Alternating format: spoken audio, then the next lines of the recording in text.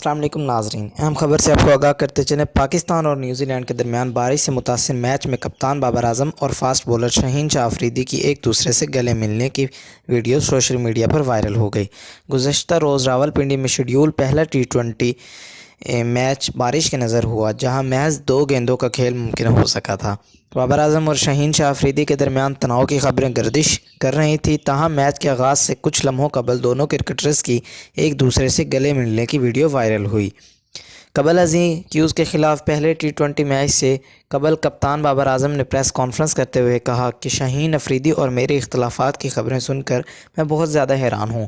ہمارے ایک دوسرے سے بہت ہی اچھے تعلقات ہیں۔ بابر کا کہنا تھا کہ شاہین اور میرا ہدف پاکستان کے لیے کھیلنا اور میچ جیتنا ہے، یہی ہمارا ترجیح ہے۔ واضح رہے کہ سیریز کا دوسرا ٹی20 میچ 20 اپریل کو پنڈی کرکٹ اسٹیڈیم میں ہی کھیلا جائے گا۔